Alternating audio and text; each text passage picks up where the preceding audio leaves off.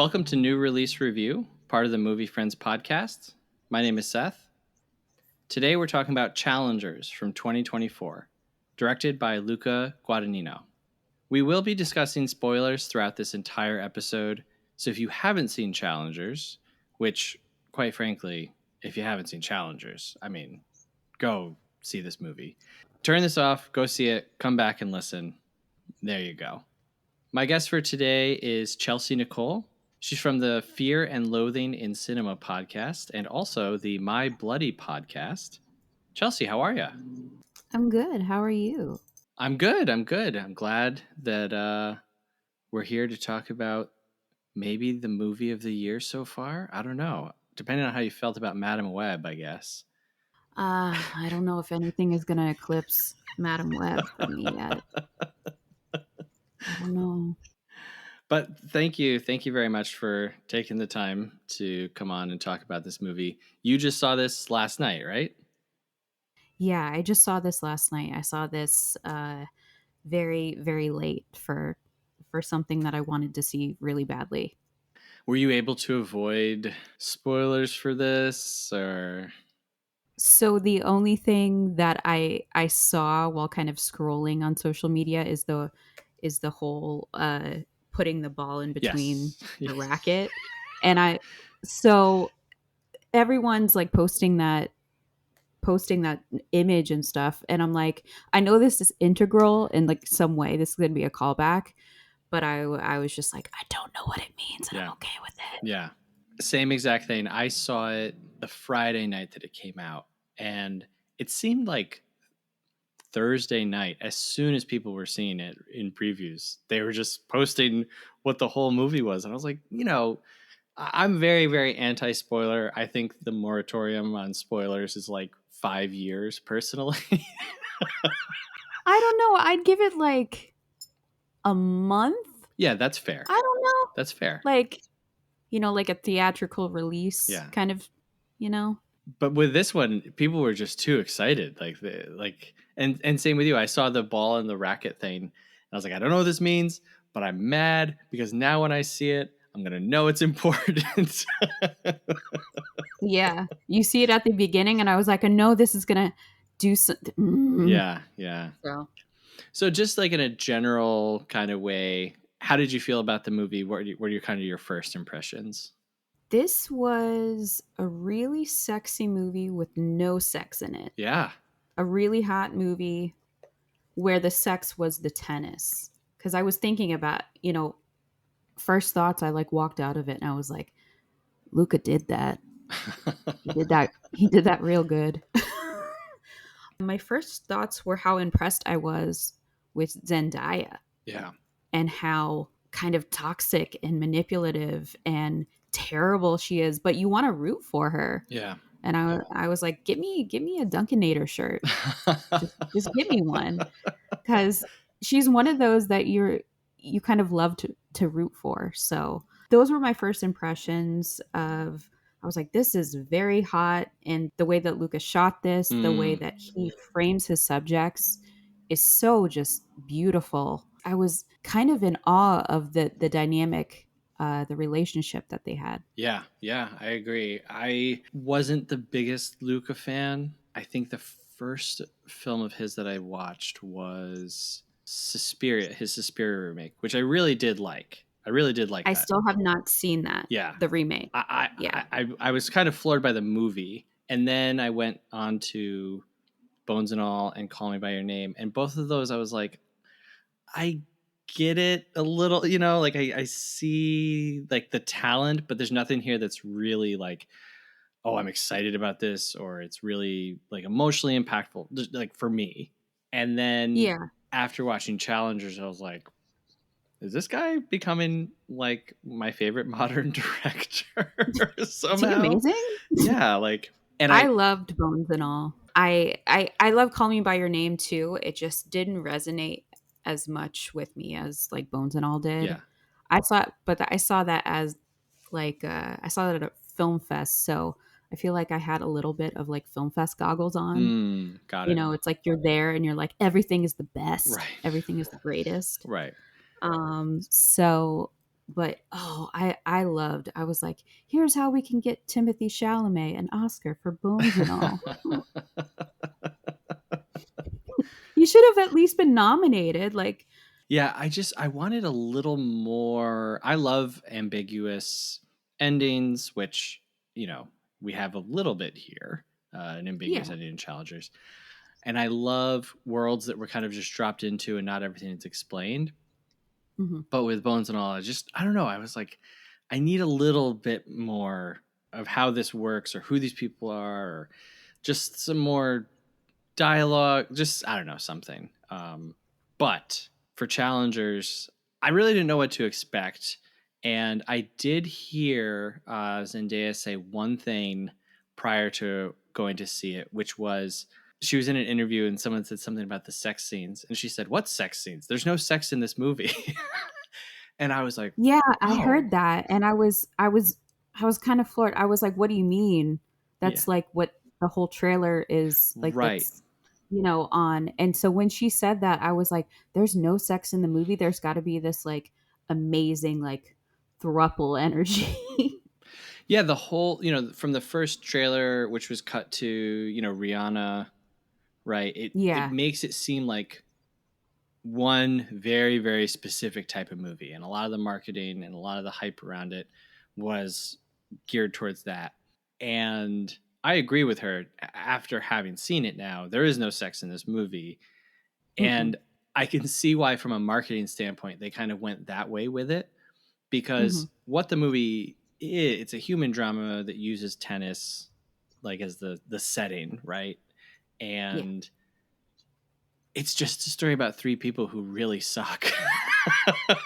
Yeah. And the long tangled web of their relationship, and like that's harder to put into a trailer, like all of those super impactful moments, like when she says to him, "If you lose tomorrow, I'll leave you." Oh my. Ugh. I Ugh. I saw this film with my best friend. I grabbed his knee and squeezed and held it for like a minute. Like my jaw was, I was just floored, and like you can't put that That's into a trailer. So you put no. the other No, I stuff. I do like how they marketed. They kind of like ran with it, because I like when trailers give me things where the trailer is like cut in a certain way. I think it's gonna be some way, and Hmm. it acts like is, you know, on the other side of the rainbow kind of Yeah. thing. Yeah. And I had that same kind of reaction when they're in the sauna. Oh I feel like God. that's a really tense scene, and it starts out very kind of like friendly, like Hmm. put your dick away. Hmm. I'm like, okay. But when he leaves, and right before he leaves, Art says, "I'm just passing by. You live here." Yeah. That's when I grabbed my husband. I was like, "Oh!" And we just looked at each other, and I was like, "Oh!" The other line from that sauna scene that it was the weight behind it when he says, "What have I ever talked to you about other than tennis?" Oh, It's like, we're yeah. not friends. They're Oh man. they Oh there are these really biting things that they say, yeah. and you're just like, and they're like a punch in the gut after they Yes. say them. Not so much, yes, with the two guys, but when Zendaya like talks, she's gonna like spout something. Hmm. Yeah, there's so much build up to all of those kind of quieter moments, but those quieter moments have more of an impact than kind of, I think, what I thought I was going in for. I thought I was going in for boom, bang, pow, crazy, Hmm. you know, like sex scenes and sports scenes, and we do get the build up to the final match, which I thought was done so well. We don't Hmm. get tons and tons and tons of tennis, so that by the time we get to the final match, that's now uncut, right? Hmm. Now we're You're like, like, let it play out, yeah, let it play. yeah, You're like, no, no, just press play. yeah, You're, yeah.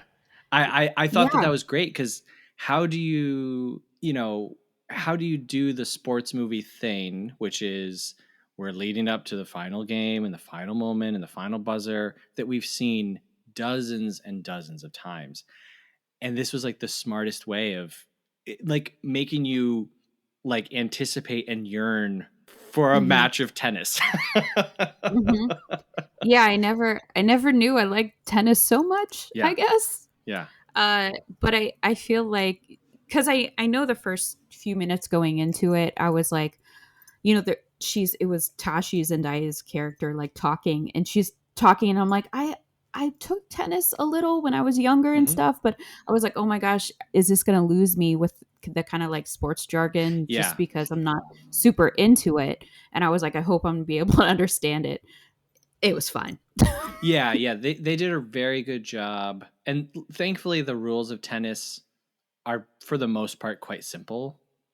Yeah. So I'm very much not a sports person. So Yeah, going no. into it, I was like, I'm not sure. You know, hopefully I can catch up. My best friend that I saw it with is very much a sports person. So a few times I would look to him and be like, "What is that good? Is that bad?" He was like, thumbs up, Yeah, thumbs down. yeah. Like I said, like tennis feels like the backdrop, not necessarily the focus. And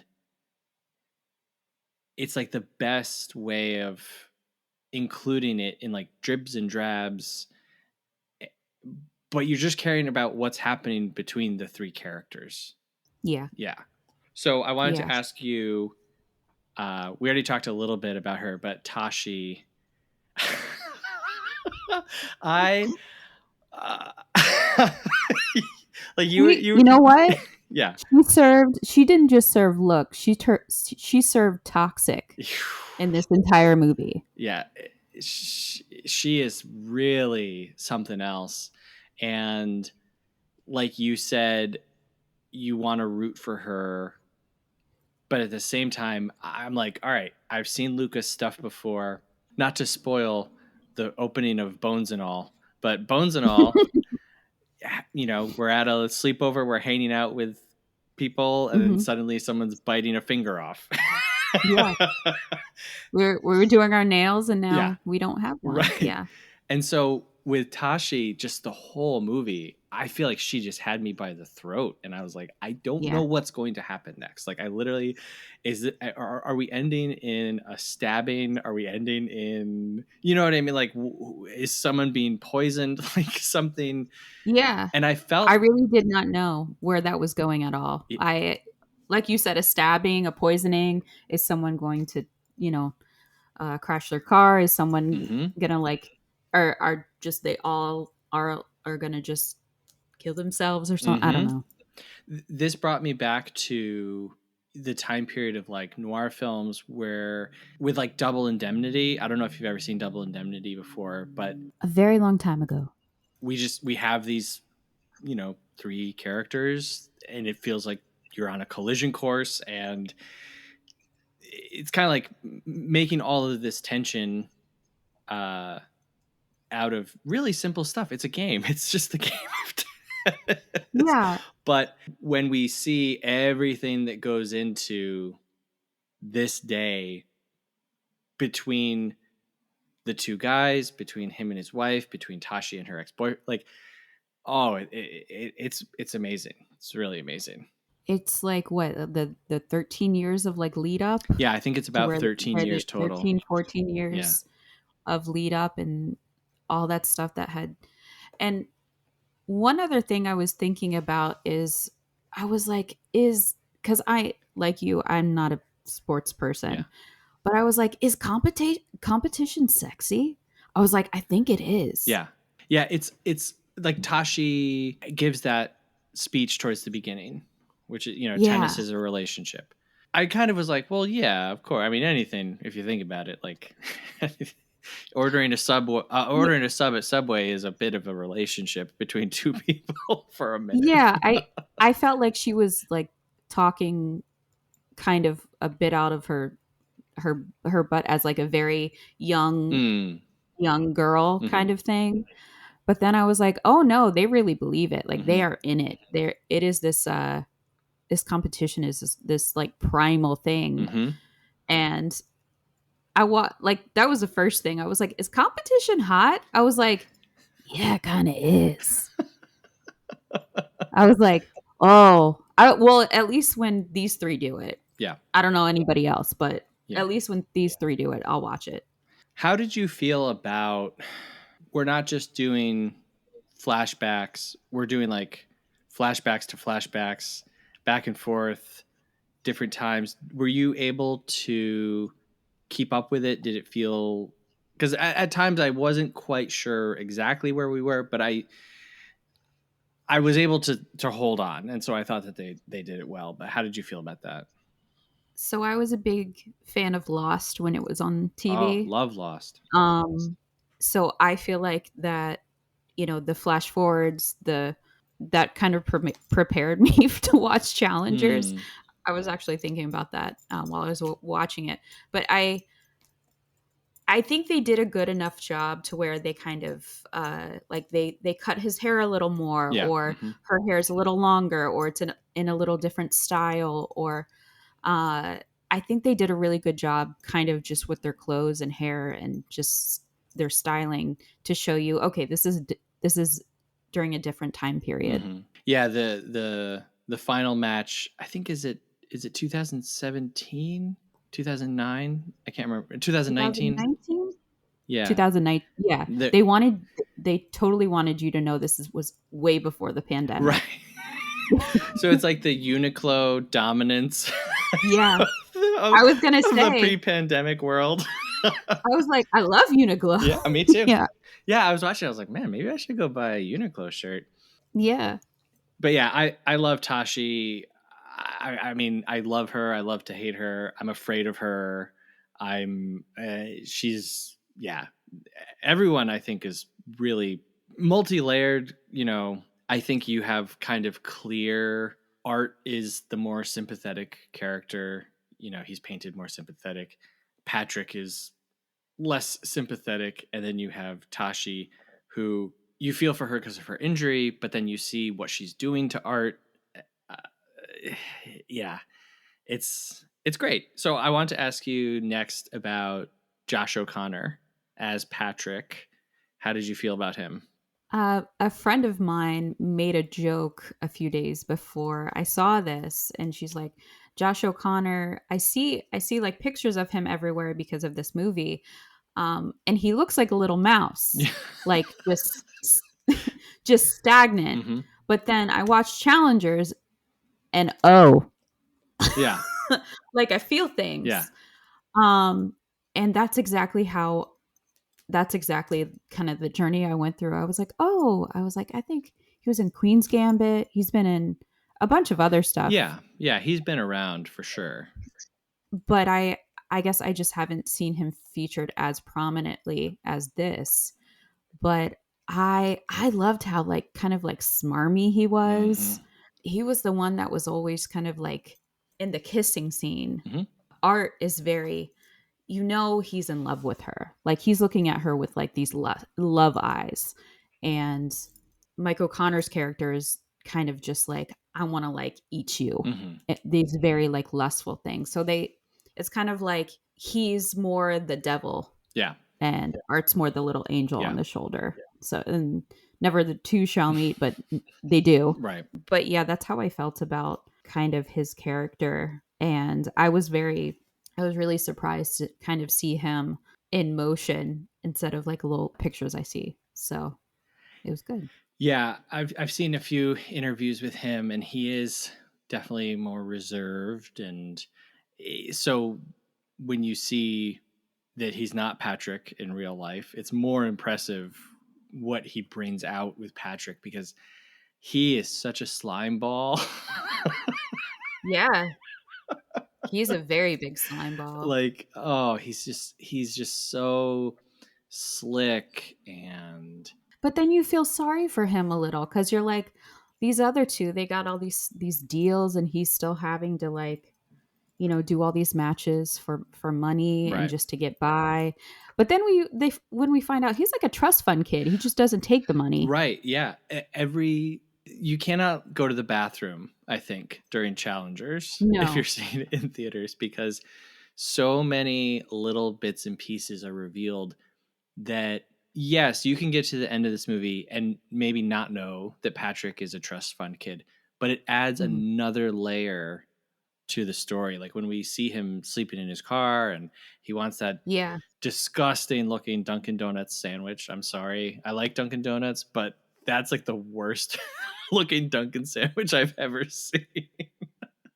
I mean, if you're really hungry, yeah, I prefer croissant. Sure, yeah. I'm more of a croissant girl, but yeah, just you saying that, like the choices that he's actively making to kind of be that and not ask for help, Mm-hmm. and when we know that he is a trust, like his parents are wealthy, so Yeah.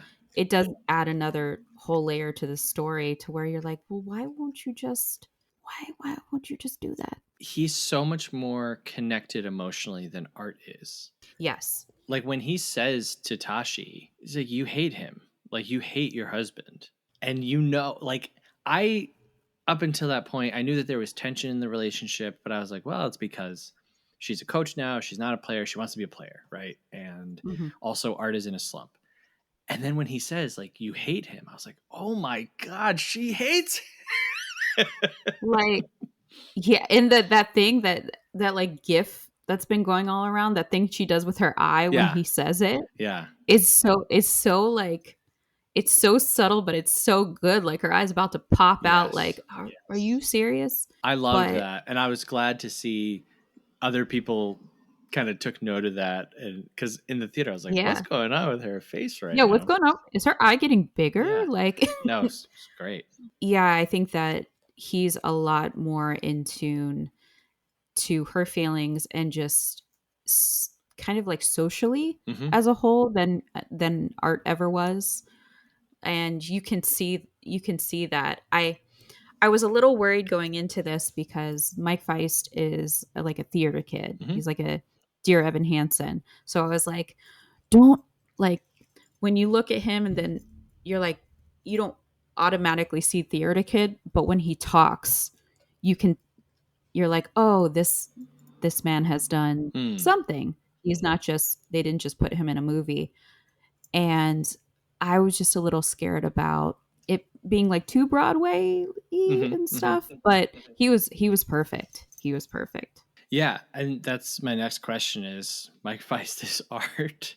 I'll just, get the big point out of the way first, I suppose. I think he was my favorite character and maybe performance. I don't know if he was my favorite performance, but definitely my favorite character Mm-hmm. because you could empathize with him more than anybody else. It was a throuple, so they were all going back and forth and Mm-hmm. sharing churros and Yes. all that stuff. But yeah, I liked him. That's absolutely the one I can empathize with the most. That kind of was the most sensitive. Yeah. Um, I do think the best performance was Zendaya, though. Yeah. For me personally, yeah. Yeah. He throughout the whole movie, I didn't like him because I don't like what his character is saying and doing, and I realized afterwards we never see Art until the end. We never actually see him be good at tennis. Yeah.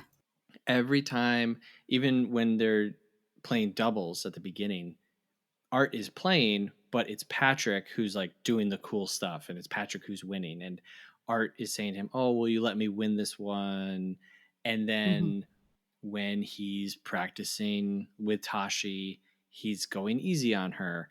All we hear about is him losing. And then when they're playing through this tournament, this tire sponsored tournament in upstate Phil's tire. Yeah. We know that he's moving through the ranks and he's winning matches, but we don't see him ever win. And so the film really presents him as this like pitiable character. We don't see him dominate anything until the end. That's a good observation. I didn't think about that. Now that you say that, I think about that conversation they have in the sauna where he's like, well, I'm beating the people that matter, Yeah.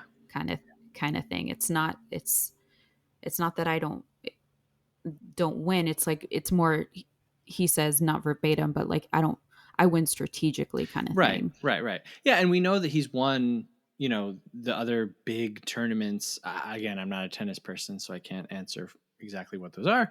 But Yeah. again, we only hear about it. We hear about how great he was. We never see Mike Feist like really kind of like let loose. And so to me, it's like such a more like reserved, again, like pitiable kind of character and performance. When he, God, when he asks Tashi to just hold him until he falls asleep, Oh, I know. and then she leaves, and then she comes back to find him with the daughter's arm around him, and they're sleeping. I was like, this Yeah. is the saddest thing that I've ever seen. For a second, you're like, but where is he? Right. So, yeah, For a same. second, I was like, is he with? And then I was like, oh no, he's with his daughter. Yeah. This is heartbreaking. Yeah, when she came back, I was like, are we going to find that he's jumped off the balcony? Like, what? Yeah. Because, again, I'm anticipating this, like, Luca Guadagnino horror moment, which I think we do Yeah. get a little bit of when Tashi dislocates her knee. I was gonna say I don't know what happens to her knee, but it looks really bad, and I just kind of I go Yeah. like I go ooh, and I saw that there was like a whole they built like a whole practical like Yeah, yeah, yeah. thing for that, and I think that's kind of what made me flinch so bad because it's like you see like the bone go Yeah, everything kind of slides out of place and back, and it's like, oh, that's not where it's supposed to be. yeah. So you mentioned the churro scene, and in the coverage of the movie, we learned that Josh O'Connor had never eaten a churro before that scene. Oh wow. And so they kind of, I don't know if they ad libbed it fully in the moment that we see on screen, but he was like, I was so hungry, so I just ate my churro, and then I started eating Mike Feist's churro too, and like that wasn't like in the script or anything, but they just kind of worked that out, and I thought that was pretty funny. I don't know. Is that true? That's what they said in an interview with the three No, of I them. yeah, that see that's just he's a genius little mouse man. So or How did you feel about when we kind of go first? We go, I think, inside the player's perspective, and then we go inside the ball's perspective. How did you feel about that? oh, that was super cool. All the different angles. I guess I had never thought about what a tennis ball's perspective would Mm-hmm. be with this, but I think it added a whole nother layer to kind of the tension of the back and forth, especially with the it comes near the very Mm-hmm. Yeah. end of the film, and I was just sitting there going, ooh, like I and they have another shot where it's just kind of like you're looking up from above. It's Yes. like a clear. Yes. Yeah. I think with Luca, I like him so much because I never really know what to expect from Mm-hmm. him. He takes these huge risks and he always gives me kind of something new. Mm-hmm. And so when I'm watching this, I'm going, this is not like Bones and All. Right. This is not like Call Me by Your Name. Right. And he's not afraid to kind of take risks and do those things. And so I thought those shots were amazing. They were just like they were very surprising to see. I was just like, oh. Yeah. Yeah. And I think that a lesser director would not use those in restraint. We would have been seeing that the Mhm. whole movie, and that would be the challenger's shot, Yeah. But again, like it feels you don't realize how the film is ramping up towards the final match. And then once it's like, all right, no more flashbacks. Now you, the audience, have all of the pieces, all of the information, why she's sitting there looking the way that she is, why they hate each other. All right, let's go. And then the movie just unleashes and it goes into this crazy sports movie.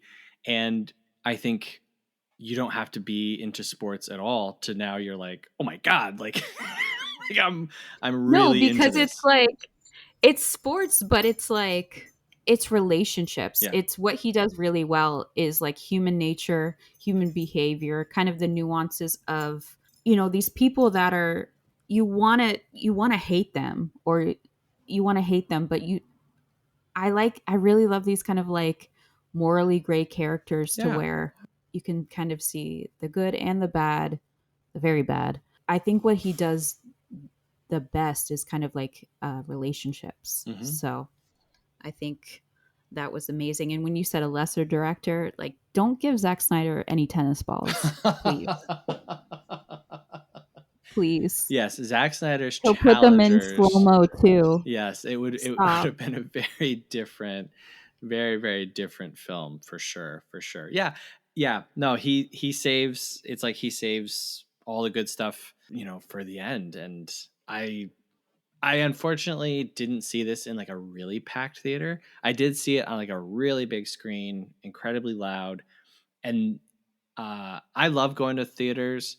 I think that there are films that you absolutely should see in theaters, and then there's some where it's like, yeah, I was gonna say the last one that I saw before this in IMAX was The Fall Guy. And okay, I feel like that's something that's best seen in a theater. yeah, It's not going to play as well at home. You're just going to right. be like, oh, it's this action movie and it's on.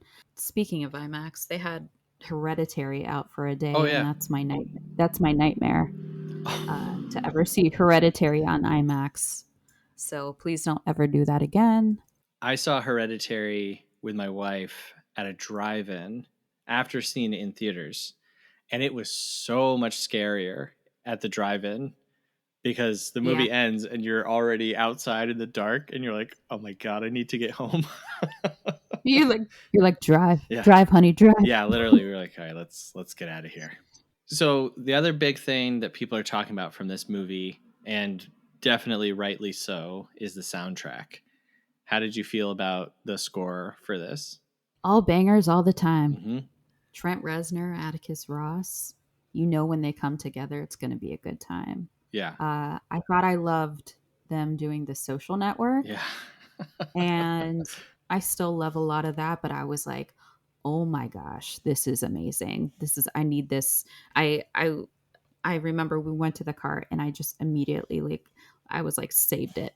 I was like save, because I didn't want to didn't want to listen to the whole thing before I saw it, because I was like, well, I'm going to spoil myself. There's going to be these really good like story beats, and Right. the music's going to swell. And that's exactly how it was. I had only heard a little of the score, but I mean, they kicked ass with that. It's the techno and just how upbeat it is so different than Yeah. anything I've ever seen. And it's totally not what I was expecting from them, but it fits perfectly. Yeah, it's so wild to have, these very intense, dramatic human moments and conversations. And then we just cut to, Mike Feist standing there just looking. And it's like, Yeah. And I'm like, my heart's pounding. yeah, I'm like, what is Yeah. like, oh my God. And I think it helps, or at least it helped me to feel uncomfortable and unsure and like, what's happening? Like, music signals to us what to feel in a film, right? Oh, you're supposed to be feeling sad right now. You're supposed to be feeling jaunty and happy. And in Challengers, I was like, I'm supposed to be feeling like intense and like running on a treadmill, like as we're just Like looking at these characters. I was like, this is like boss music Yes. in Yeah. the back of my brain just all the time. Just and I'm just like, no, mute it, turn it off. Yeah, it was just like the final boss music, and it was there to make you very like uneasy and Mm-hmm. be like, wait, what are we doing? And there are some times that the music is so loud, kind of the stuff is like unintelligible. Mm-hmm. And I think it kind of adds to just like the very chaotic nature of their relationship, of everything that happens. It just fits perfectly.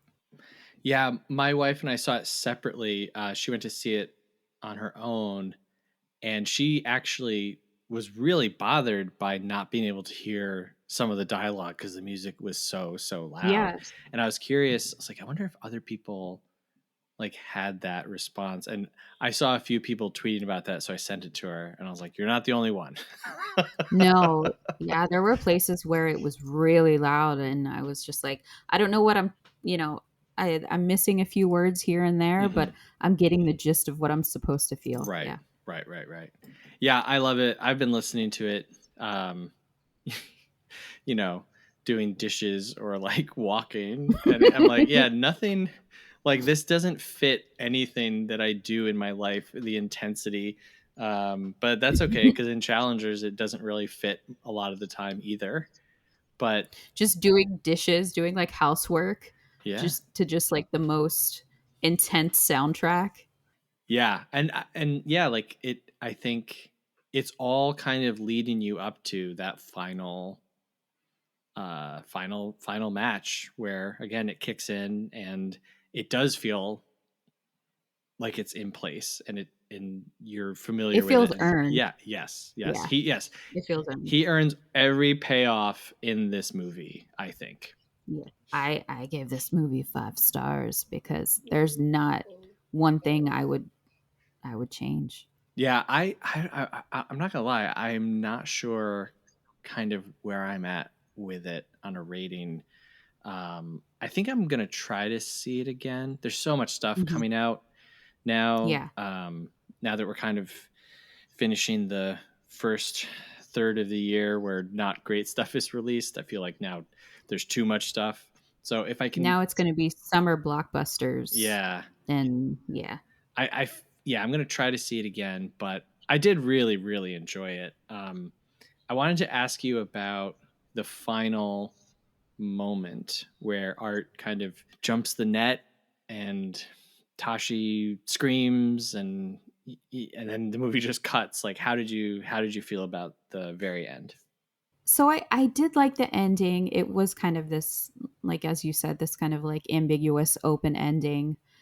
I just feel like at that moment, well, first of all, I thought he was going to like beat him with the racket for about 2 seconds because I was like, he is getting some major air. Right. And he is, yeah. But then when I saw that he kind of like caught him and stuff, I think they all came to a very weird but earned understanding of we can get through this kind of thing, Mm-hmm. and we know what the other has done, but we love each other enough to where these games don't really matter. Mm-hmm. There's so much going into it where Art has never beat Patrick. And so you're like, okay, is this going to happen? And then Patrick really needs this money. And if he Yeah. beats Art, there's a chance that Tashi is going to become his coach.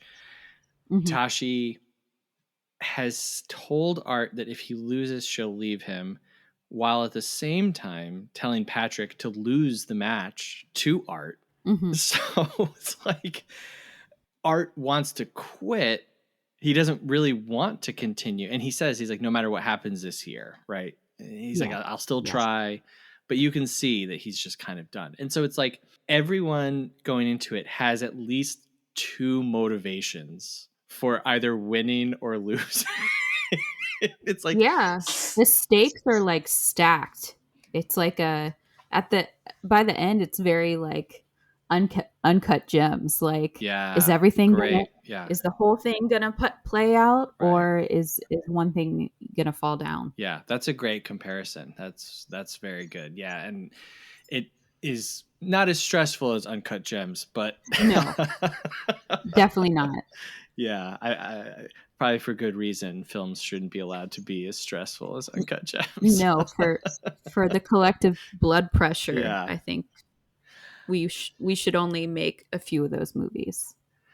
my only other thought is I did the Leonardo DiCaprio point at the screen when we saw an Hmm. old style Taco Bell bag in their hotel room.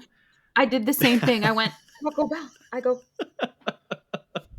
the I can't whistle, but I want to do the Yeah, the Once Upon a Time in Hollywood thing. yeah. But yeah, the old Taco Bell bag. Younger audiences probably wouldn't notice it, but for me, I was like, that is what it looked like in 2006. Yeah.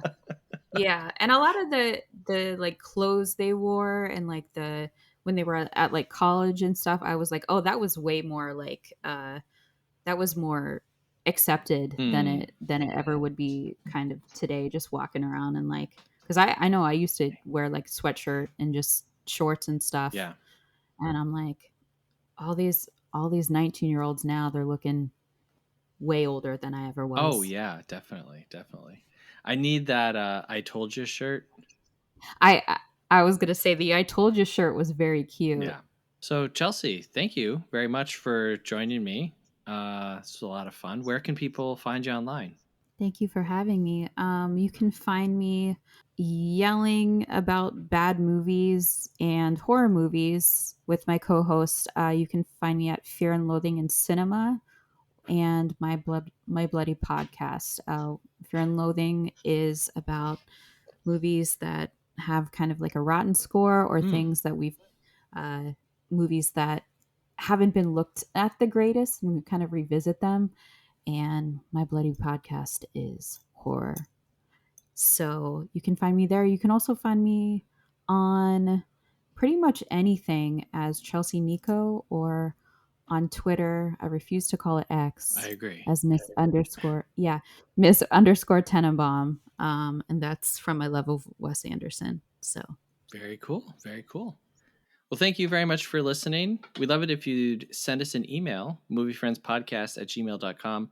Let us know what you thought about Challengers, especially if you know if art would have been disqualified for jumping over the net. You know, maybe this isn't as ambiguous of an ending as I think it is. Maybe I just don't know anything about sports. That is probably more likely. We'd also love it if you'd rate and review the show wherever you're listening. It really helps out. You know, we're here every day slaving away in the podcast mines, and all you need to do is take your little finger, maybe it's a big finger, I don't know, and tap that rate button, write a review. It will take you 13 seconds, maybe longer. I don't know. I'm making a lot of assumptions in this, but it will really help us out, you know? And that's what you want to do. Your whole life, I feel like, is really just set up to help out podcasters. You know, maybe you didn't know it until this moment, but that's probably your purpose in life. And you should start now. You should start now with this show. you sound like a really charismatic cult leader right now. Thank you. Thank you very much. Thank you very much. You're welcome. All right. Thank you very much, Chelsea. This was fun. Thanks for coming on. Thank you so much. And thank you very much for listening. Till next time, have a good one. Movie Friends is produced by Seth Vargas and Michelle Rubenstein. Music by Anthony Vicora. If you like the show, please subscribe and give us a rating. It really helps us find new friends. Thanks!